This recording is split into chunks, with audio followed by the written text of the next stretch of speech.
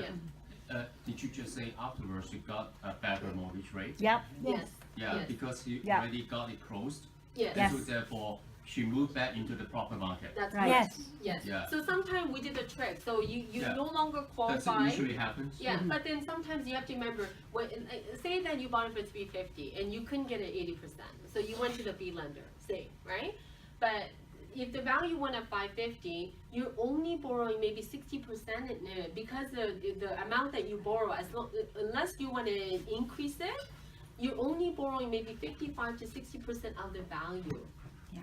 Opposed to 80%. So therefore, a vendor may think that, well, okay, it's not a risky because the property value is 550. I'm only lending them like 300,000, which is only 55%, right? So then you may be able to transfer, right? Excuse me, but for the B lender, we charge a higher rate at the very beginning. Yes. What's the percentage of down payment that would be needed from that? 25% or 20, depending on your qualification. Some we still do it at only 20% down. Some we do it at 20. Most of them are 25%. And there's a 1% lender fee, and then the rate is anywhere from 4.25 to 4.5, right? So my thinking is always that as long as somebody wants to give you mortgage, just be thankful. Yeah. Okay, and then as long as you get the mortgage, as long as you could just wait, right? And time goes by, it's much easier, right? So remember, like some people have a hard time understanding the hold and all that. So I'll explain to you in a number. Okay, so the longest unit that I'm holding personally is the one I closed in 2008. I have a 25 Carlton, 1 bedroom, 500 square feet. I bought it for $235 back in 2008. Okay. At that time, I rented it for $1,500 immediately. Okay. Right now, I'm getting $1,800 rent. I have no parking or no locker, just 1 bedroom. So the current value, if you go to the what MLS, I could get easily 430,000. So it went up about 200,000 since 2008. Okay. I started with $170,000 mortgage, and I have a 90 left. So I haven't contributed a single penny to that payment. Whatever the money comes in, I poured it back. So I did pay almost $80,000 off during that period of time. Okay, so 200,000 plus 80 is a 280,000, correct?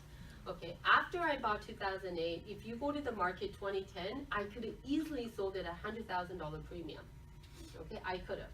So if I did that, remember after capital gain, property, all the closing costs, you'll net 60,000, right? You would actually hold 60,000, okay? Can you make 60,000 to 280,000 in 6 years without doing anything? Then go ahead and do it. That's what I'm trying to say. The money is actually more and more at the later, not at the beginning. And the fun fact is that how many times did I have to go to that building? Since Once. I bought? Not even once. I went once because I bought it on assignment. I Okay. actually signed the deal on the unit. I've never been back once. And that's the beauty of it. It's not how many I own, but I don't have to do anything. I had 25 closing this year. I don't know what it looks like. Okay? I have a PDI being done, whatever, money being deposited. Do I really care? No. Do I want to go see it? No. If I see it, I would be more disappointed, to be honest. Okay? It's better sometimes not to see it. If you don't see it, you're happy. If you see it, ooh, that doesn't look too good. You know what I mean? So 25 Carlton, I haven't seen it. I don't know what it looks like. So I actually asked one of the property, does it look okay? Right? And he goes, actually, it's not bad. It might need a new painting, but it's actually holding up pretty well, right? But my theory is that, you know what, it's been 10 years. So it's going on 10 years. Worst comes to worst. My tenant destroyed the whole entire place at 500 square feet, okay? You know what, I fixed it in about 12 to 15,000, putting an IKEA kitchen, right? And I put brand new, whatever the laminate, then it's fresh, right? And then it will be up to date and it'll sell more than that $15,000, right? So that's the theory that I have is that I don't worry too much. You know what, if it breaks, don't call me. Get it fixed and send me the bill. I got a bill twice. One time was 300 something for leak in the underneath sink and one is 200. I don't know what that for. But anyway, as long as I'm not called in, I'm good. Right? So think about it. I have a 55 unit, it's closed right now. So even if I have to go visit once, I have to spend 2 months of my life going to those places once a year, right? That's why I don't go. Anything that involves like effort, I don't want to do it. I just want to sign in, go to the bank, and go to the lawyers, and that's it. I'm done, right? I own it physically. I own it because it's registered, right? But that's the beauty that we're trying to help you is that if you have to manage your unit, you won't buy more than 2 or 3. I guarantee it. Otherwise, they will never be able to go away. Who knows? The sink is going to leaking on one of those units, right? At any time, right? That's why the property management is so important. Is that they take care of pretty much everything, and they guarantee the rent with the 5%, right? For me, it's almost like insurance. Is that I know the revenue is coming because that's one of the biggest question is that, well, what if I don't get the rental? What if I get the bad tenant? Well, you know what?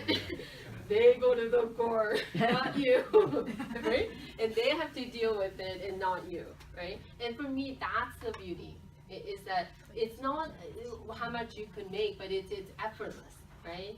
Only suffering that you do is mortgage time.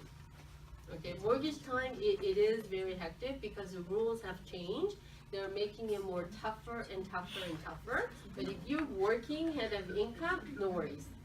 We're only worried about the people that has no income. Yes.